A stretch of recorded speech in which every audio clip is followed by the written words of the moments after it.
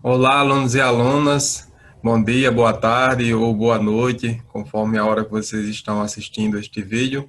Vamos falar sobre a Revolução Industrial e as relações de trabalho. Então, quando a gente fala de Revolução Industrial, vem logo à nossa mente toda a grandiosidade que ela representa, enquanto um grande desenvolvimento tecnológico, o aumento da produção, a eficiência produtiva, produção em larga escala, enfim, os produtos que a Revolução Industrial ela nos proporcionou para o nosso conforto, nosso bem-estar, os bens produzidos a partir deste período, as novas criações, não é isso? Então, este é um aspecto positivo da Revolução Industrial e geralmente é isso que está no nosso imaginário. O que eu vou trazer para vocês nesta aula, o foco desta aula, não vai ser este lado mais positivo, mas sim as relações de trabalho, ou seja, de que maneira a Revolução Industrial causou um impacto nas relações de trabalho. Vamos falar primeiramente do contexto histórico, que foi o contexto de desenvolvimento do capitalismo. Então, foi neste contexto que surgiu a Revolução Industrial. A Revolução Industrial, ela é, ao mesmo tempo, filha e mãe do capitalismo. Ou seja, foi a partir do desenvolvimento do capitalismo, das necessidades do capitalismo, que surgiu a Revolução Industrial.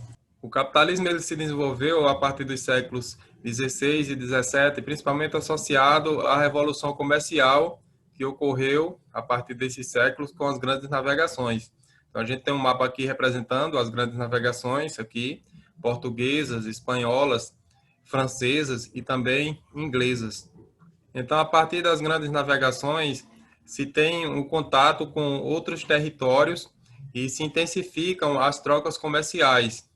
Então, esse maior nível de trocas comerciais exige uma produção mais acelerada para dar conta desta demanda. Houve um aumento da demanda por mercadorias e os artesãos eles não estavam conseguindo suprir esta demanda, então precisava aumentar a produtividade em um curto espaço de tempo.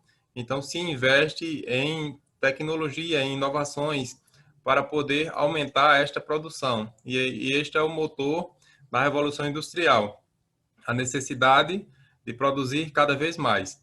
E quanto mais se produzia também, mais se vendia e aumentavam-se as trocas e, no caso, isso vira um ciclo, né? Que vai sempre um alimentando o outro. E onde foi que começou essa revolução? A Revolução Industrial teve início de maneira pioneira na Inglaterra no século XVIII e causou grandes transformações nas relações de trabalho e no sistema de produção. Então, foi lá na Inglaterra que começou a Revolução. E quais seriam as razões de ter começado lá? Tendo em vista que tinha um contexto histórico, como eu falei, de desenvolvimento do capitalismo, mas por que a Inglaterra e não Portugal, não Espanha e não França? Por que seria a Inglaterra? Então, a Inglaterra tinha algumas condições que favoreceu o desenvolvimento da Revolução Industrial, da industrialização lá. Primeiro, a acumulação de capitais, nesse caso, capitais se referindo a recursos, a dinheiro. Então, para investir na inovação técnica, era preciso ter recursos para fazer isso. Inclusive, neste período, alguns industriais ofereciam prêmios para inventores que conseguissem construir alguma coisa nova para aumentar a produção. Existiam concursos para isso. A política interna e externa. Então, era um ambiente político favorável. No caso, após a Revolução Gloriosa na Inglaterra, de 1688. Então, a Revolução Gloriosa ela significou o triunfo da burguesia lá no governo da Inglaterra, porque antes o governo era dominado pela nobreza. E aí, a burguesia vinha tentando chegar ao poder e chegou justamente com a Revolução Gloriosa. E uma vez a burguesia no poder, a burguesia que é representada pelos comerciantes, os banqueiros e os donos de manufaturas, eles vão investir justamente no comércio e na indústria, na inovação técnica. E também existe um contexto externo, favorável, onde a Inglaterra era o principal país da Europa, o país mais poderoso da Europa. Quem rivalizava com ele até então era a França, quem rivalizava com a Inglaterra até então era a França, e foi vencida na Guerra dos 7 Anos pela Inglaterra. Então a Inglaterra era a principal potência econômica à época na Europa. Na Inglaterra também tinha carvão e minério de ferro em abundância. O carvão era importante para ser utilizado como fonte de energia e o minério de ferro justamente para poder produzir as máquinas. E tinha também na Inglaterra mão de obra farta e barata.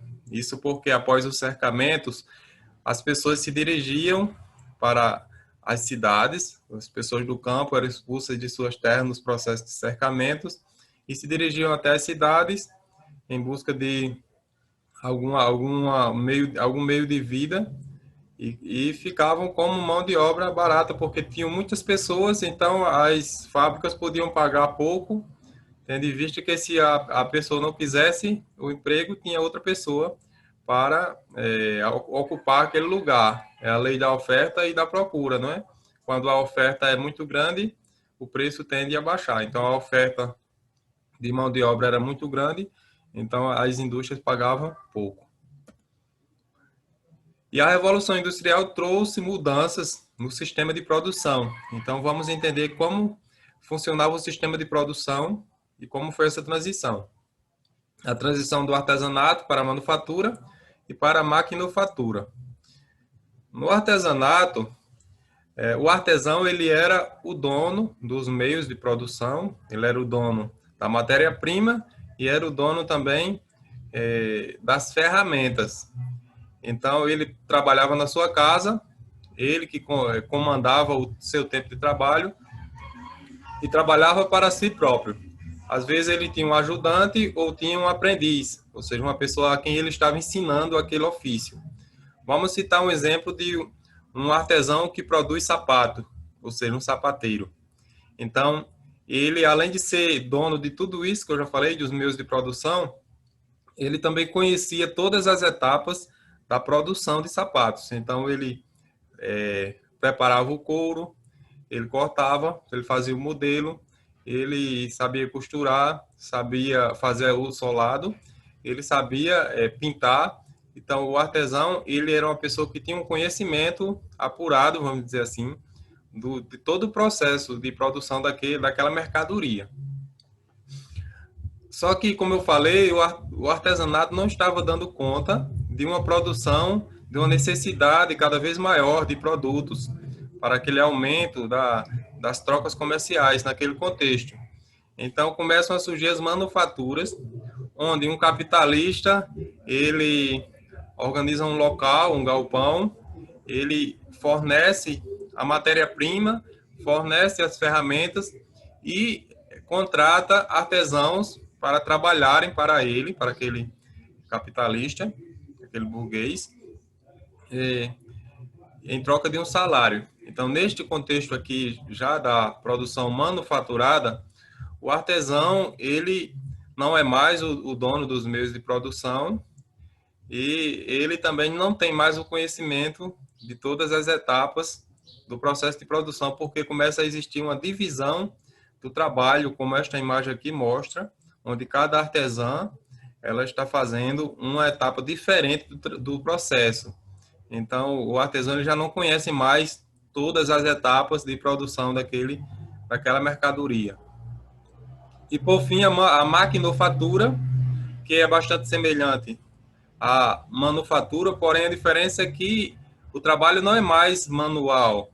O trabalho é cada vez mais gerido pela máquina, onde ela substitui diversas ferramentas e é capaz de substituir também o trabalho de diversos operários, de diversos trabalhadores. Aqui vamos ver agora algumas invenções. Esta invenção aqui é a Spinning Jenny. Ela era uma máquina de fiar, ou seja, era uma máquina de fazer fios. Essa Spinning Jenny ela era capaz de produzir por 10 pessoas. Então, ela dispensava o trabalho aí de mais 9 pessoas, e uma pessoa só fazia esse trabalho. Outra invenção muito importante deste período foi a máquina a vapor. Então, para a gente simplificar o que é uma máquina a vapor, é como se fosse um motor, porém ele não funciona a gasolina, ele funciona a água. É através do vapor, você ferve a água, então a pressão do vapor, ele vai mover a manivela e produzir um movimento. Então, era um motor, no caso a vapor, chamado de máquina a vapor. Foi muito importante a invenção desta máquina a vapor. No caso, James Watt, ele não inventou, mas ele aperfeiçoou. E através desse aperfeiçoamento, foi possível utilizar esta máquina não só na indústria, mas também utilizar nos transportes, com a invenção posterior do barco a vapor, que utilizava essa tecnologia, e também da locomotiva a vapor, que também utilizava esta tecnologia. Esta outra aqui é uma máquina de fiar também, uma máquina de fiar hidráulica, ou seja, que funcionava através da força da água. Ela era bem maior do que a Spinning Jenny e produzia fios mais grossos e também mais resistentes. Por ser grande esta máquina, não dava para usar ela num espaço pequeno, então era preciso colocar ela num grande galpão. Então foi justamente esta máquina que propiciou o início do sistema fabril, do trabalho em fábricas. Esta outra aqui é um tear mecânico. Então, as duas primeiras que a gente viu, duas máquinas de fiar, ela produzia fios, ela não fazia o tecido. Agora, este aqui é um tear, ou seja, é uma máquina de fazer o tecido. Então, já é uma outra inovação deste período da Revolução Industrial. E aqui, como eu falei, o barco a vapor, 1807, e a locomotiva a vapor. Então, tudo isso revolucionou os transportes, tanto de mercadorias quanto de pessoas. Agora vamos falar como é que ficam as relações de trabalho. A gente já viu essa parte mais positiva da revolução, com todas essas inovações que foram bem significativas para este período. E as relações de trabalho, como é que estas inovações impactam estas relações? Primeiro, há uma separação entre o capital e o trabalho. Por quê?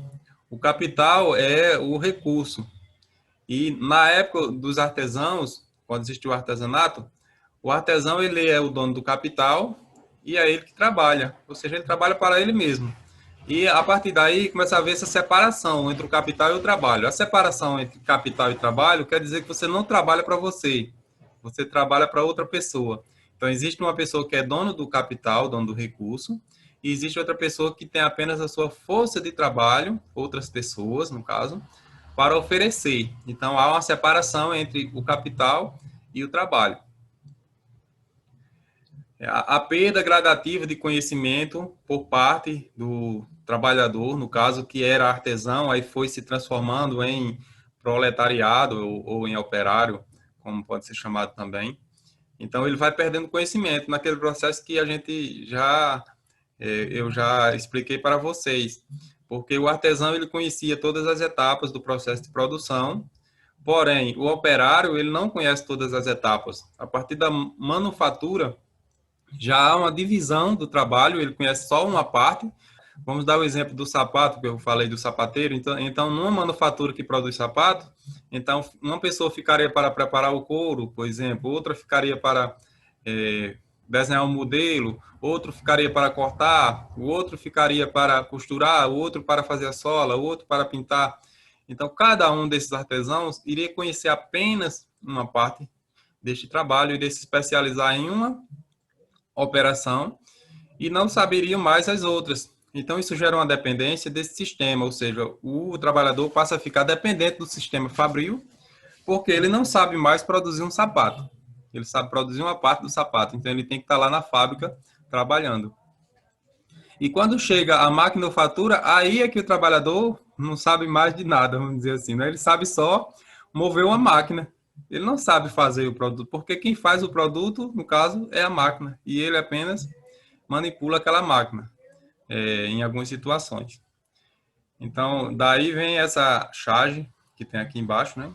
Onde a gente tem dois trabalhadores, aí um diz assim: vou me aposentar amanhã. E sabe o que eu vou fazer? Andar até o fim desta linha de montagem e descobrir o que estou fazendo há 30 anos. Então, isso quer dizer que ele estava trabalhando aqui, mas ele não sabia o que era que ele estava produzindo. Ele sabia que ele fazia isso aqui, mas isso aqui era o quê, afinal de contas? Então, o trabalhador ele vai perdendo o conhecimento do processo produtivo, do que ele de fato produz. E neste processo há também a alienação do trabalho.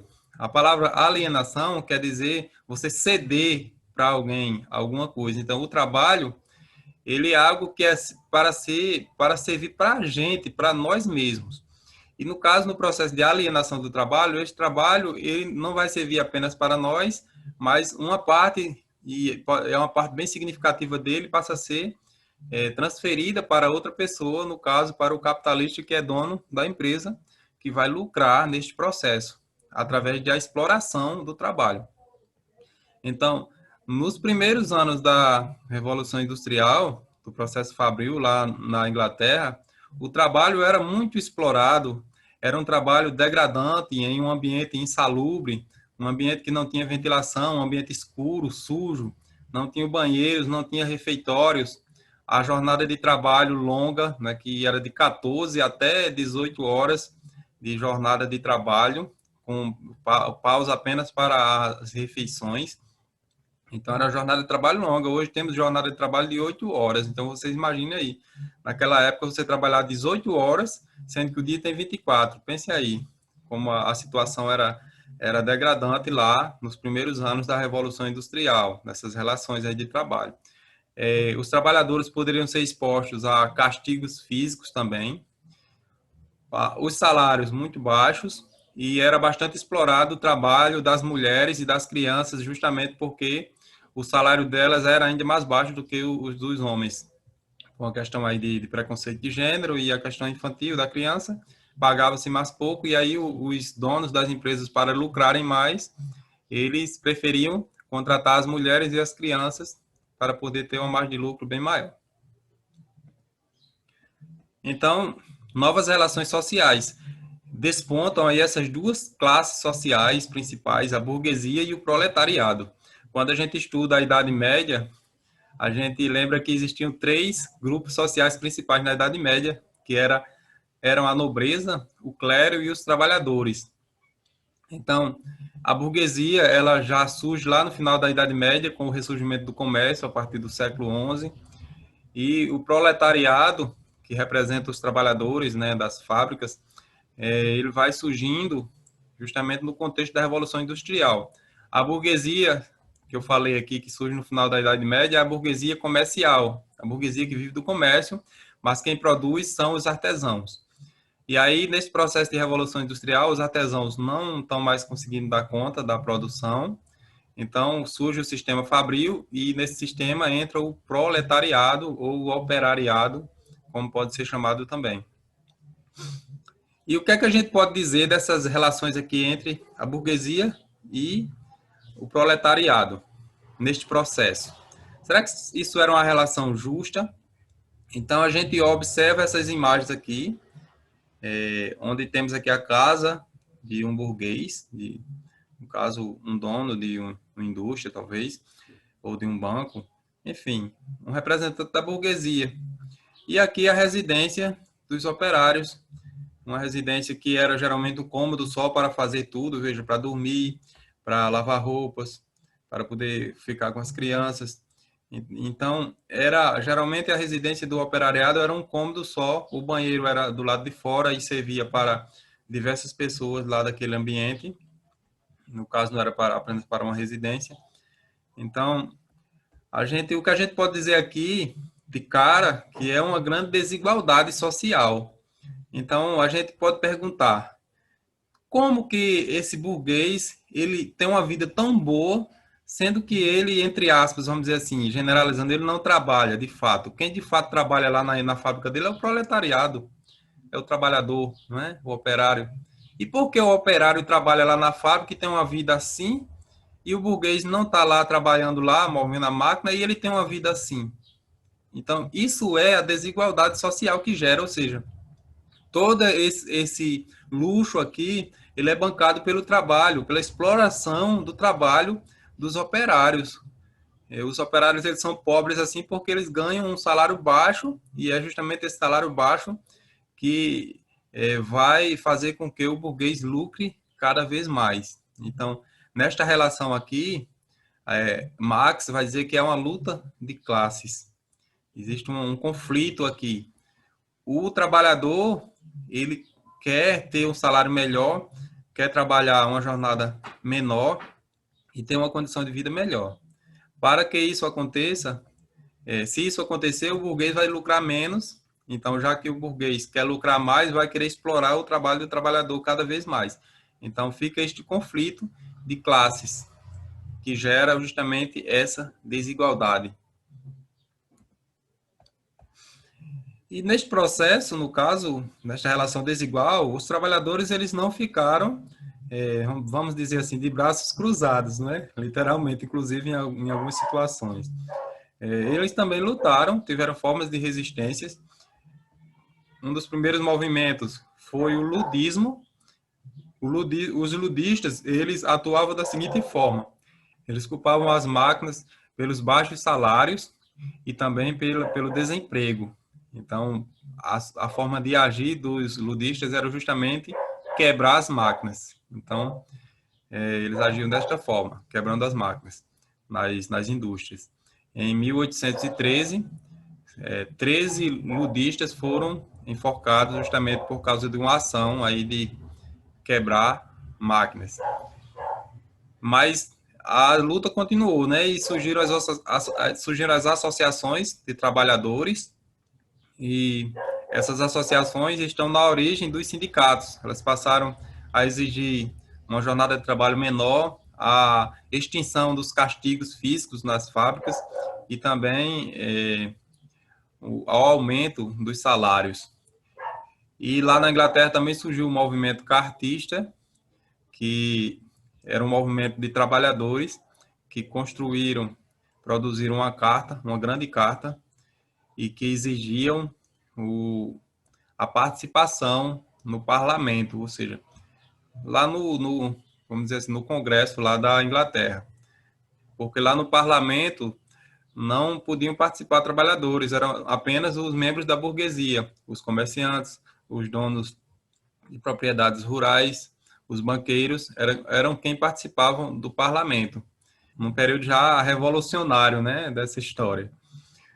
Porque antes só a nobreza quem participava. Aí surgiu depois a Câmara dos Comuns, onde os burgueses puderam também participar. E agora os trabalhadores pediam também para participar, exigiam participação e voto, o direito ao voto também, e a uma participação no parlamento. E depois de muita luta é que se conseguiu alguma melhoria, vamos dizer assim. Então, aqui a gente tem algumas leis trabalhistas, no caso são leis inglesas, porque as leis trabalhistas no Brasil, elas são principalmente a partir da década de 1930. E aqui, 1833, uma lei que limitou o trabalho das crianças entre 10 e 13 anos a 48 horas semanais, entre 13 e 18 anos a 69 horas semanais. Então, há uma diminuição aí no trabalho das crianças, mas a gente vê, né? Hoje, o trabalho infantil é proibido, né? E a gente vê neste período que as crianças aqui trabalhavam e houve uma redução, mas continuavam trabalhando, né? E as crianças já desde os 6 anos de idade já trabalhavam nas fábricas. Eram exploradas o seu trabalho por ser um trabalho por se pagar menos, pelas crianças serem mais obedientes. Às vezes a criança também podia facilmente entrar dentro de uma máquina e consertar alguma coisa ou limpar, era mais fácil, mas isso causava também grandes acidentes com essas crianças. Então era uma situação degradante neste período aí, nesses primeiros anos da Revolução Industrial. Em 1842, a lei que proibiu o trabalho infantil e feminino nas minas, ou seja, as minas lá de carvão, que era um trabalho bastante perigoso, porque o carvão ele é inflamável, ou seja, para causar uma explosão e também soterramentos, essas coisas. 1846 suprimiu os impostos sobre os cereais importados, como trigo. Neste caso aqui não é uma lei especificamente trabalhista, mas melhorou a situação dos trabalhadores porque diminuiu o valor dos bens produzidos com esses cereais, principalmente o pão, que era produzido com trigo. 1847 estabeleceu jornada de trabalho de 10 horas. Então a gente já viu uma redução, a gente falou que as jornadas eram geralmente de 14 até 18 horas, então já houve uma redução aí para 10 horas. 1878 limitou o trabalho das mulheres a 56 horas e meia nas fábricas de algodão e a 60 nas outras fábricas. Mesmo assim, ainda era uma jornada de trabalho longa, não é? Se a gente considerar a jornada de trabalho hoje, é 40 horas semanais, né? É 8 horas diárias, 5 dias da semana, 5 vezes 8, 40. E aqui a gente tem uma carga horária ainda bem maior. E apenas em 1919 estabeleceu a jornada de 8 horas diárias, conforme pedi aqui nesse cartaz aqui já há algum tempo, né, da União dos Trabalhadores aqui. Tá certo? Então, estas são algumas condições aqui que eu expliquei para vocês sobre a Revolução Industrial.